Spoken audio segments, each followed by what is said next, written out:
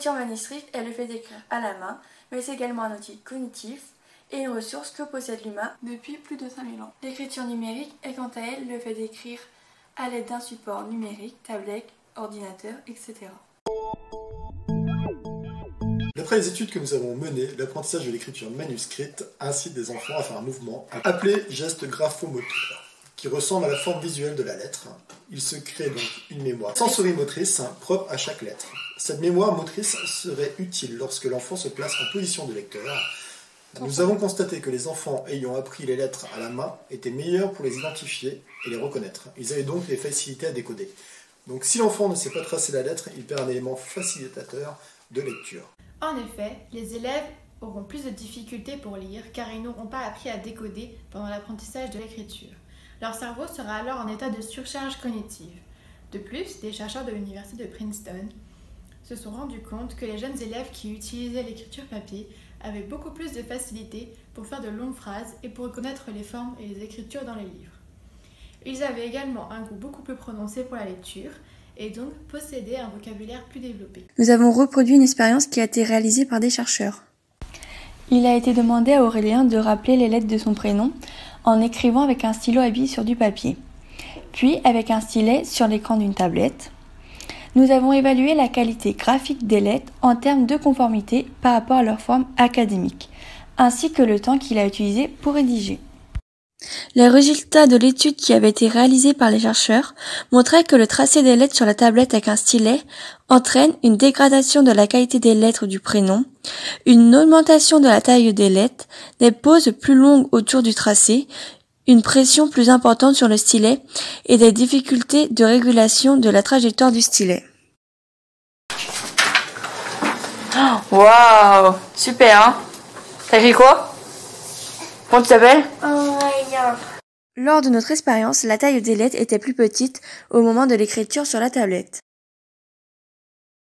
Ces premiers résultats alertent sur l'effet négatif d'un usage exclusif du couple stylet-tablette pour écrire à l'école. Ils ont été confirmés par 2 autres études qui montrent que ces perturbations sont également présentes chez les adultes, même si elles sont plus ou moins marquées selon la nature de la tâche d'écriture.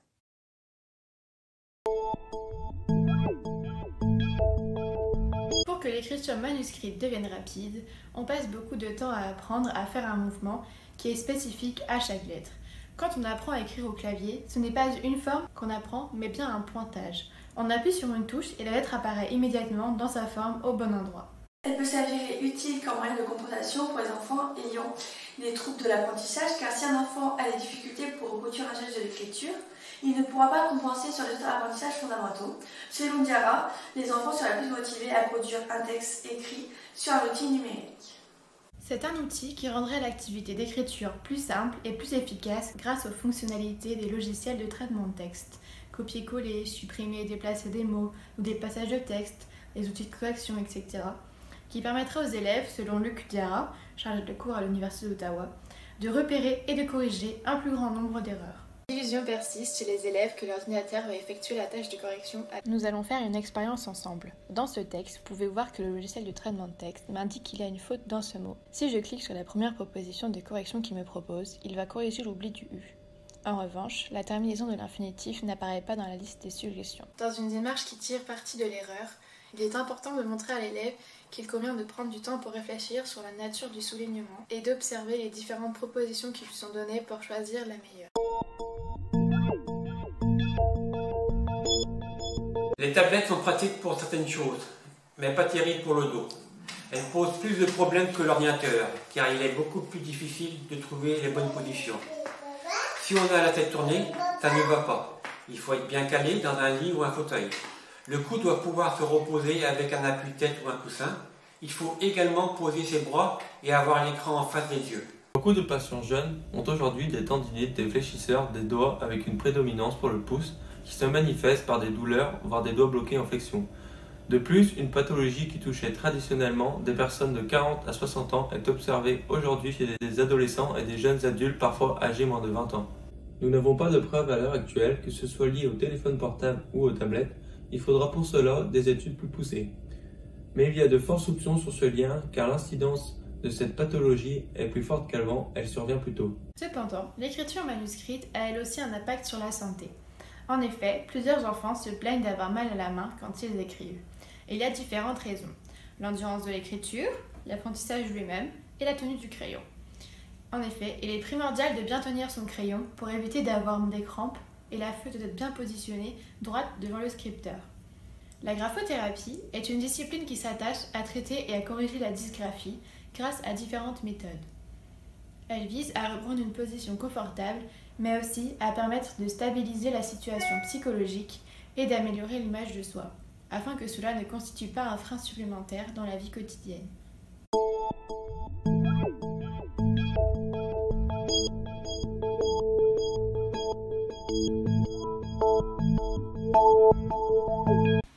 Une étude publiée récemment a montré que lorsque l'on demande à des étudiants de prendre les notes au clavier et à d'autres de le faire à la main, si ensuite on les questionne sur ce cours, ceux qui ont pris les notes manuscrites sont plus performants pour restituer le cours. La prise de notes à la main est plus lente parce qu'on est amené par paresse à reformuler mentalement ce que l'enseignant a dit, à le synthétiser pour minimiser la quantité d'écriture. Les autres copient textuellement ce que dit l'enseignant, donc ils retiennent moins bien. De plus, un groupe de chercheurs de l'université de Princeton a constaté après cette expérience que les étudiants qui avaient pris leur cours à la main tout au long de l'année obtenaient de bien meilleures notes. Ils retenaient également leur cours plus longtemps après l'arrêt des études. Ils avaient également acquis un esprit de synthèse très développé. En effet, ce qui est transmis par un interlocuteur est tellement rapide que cela va à l'encontre d'une maturation et d'un tri nécessaire à la compréhension du contenu de ce qui est communiqué. La lenteur de l'écriture permet un traitement de l'information avec un élagage entre ce qui est important et ce qui est moins.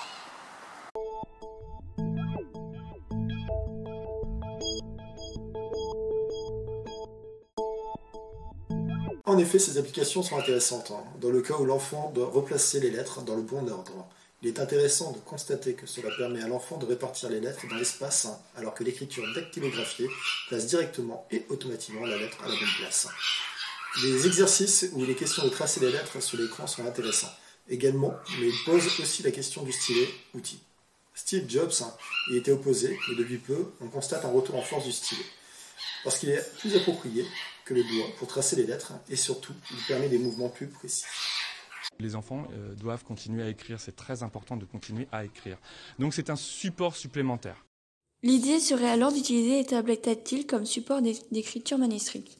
Le remplacement du couple papier-crayon par le couple stylet-tablette permet ainsi de conserver le geste d'écriture, tout en profitant des apports d'un environnement numérique.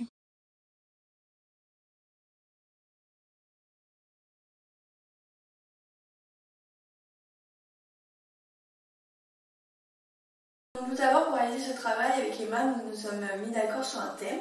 Pour trouver des idées de thèmes, on a été sur The Conversation, un site où il y avait différentes publications. On a choisi un thème qui nous intéressait tous les deux. Ensuite, on a choisi un maximum de documents et de sites internet qui nous plaisaient.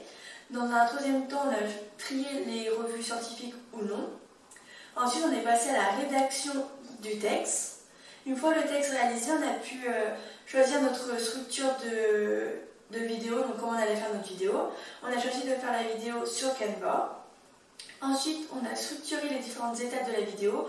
On a mis les différents thèmes et tout, différents diapos, tout ça.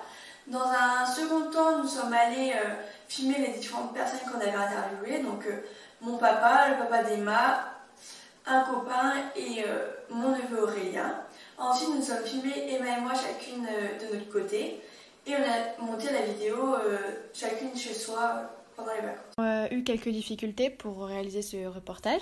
Donc tout d'abord, nous avons dû remplacer les chercheurs de notre travail par des personnes de notre entourage. Ces personnes ne connaissant pas vraiment le sujet, cela pouvait créer quelques petits problèmes. Donc on vous laisse regarder la vidéo suivante. Un mouvement appelé geste grammomoteur. Pourquoi tu rigoles toi? C'est graphomoteur. Graphomoteur.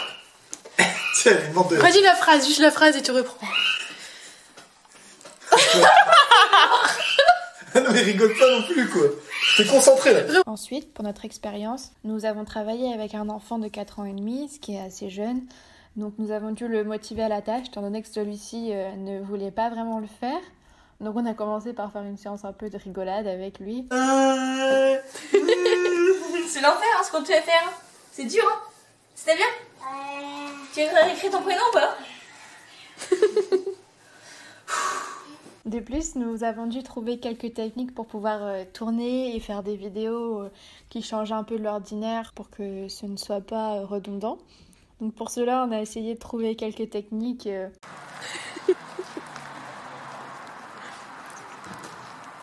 En l'apprentissage de la pédagogie aux élèves pour le siècle des Lumières de Maman Peppa Pig, Emma est partie en ville avec une amie pour les vacances de l'automne.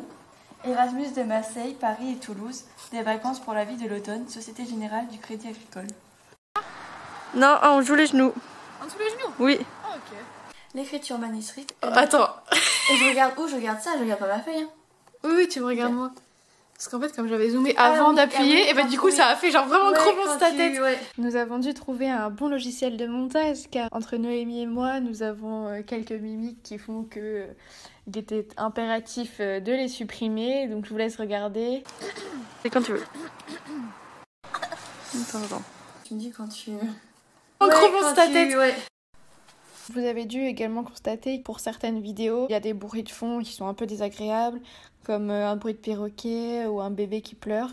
Mais ça, ce sont les aléas de la vidéo et on n'a pas eu le choix de le faire comme ça. Donc on s'en excuse si ça vous agresse un peu les oreilles. Et enfin, le plus dur pour nous, lorsqu'on a fait nos recherches et qu'on devait chercher des documents scientifiques, le plus dur était de devoir sélectionner uniquement des documents sur l'apprentissage de l'écriture, car ce domaine en fait est très large et dérive facilement vers la lecture. Et nous, c'était pas notre but, on voulait absolument travailler sur l'écriture, ce qui a pu nous causer quelques problèmes à certains moments.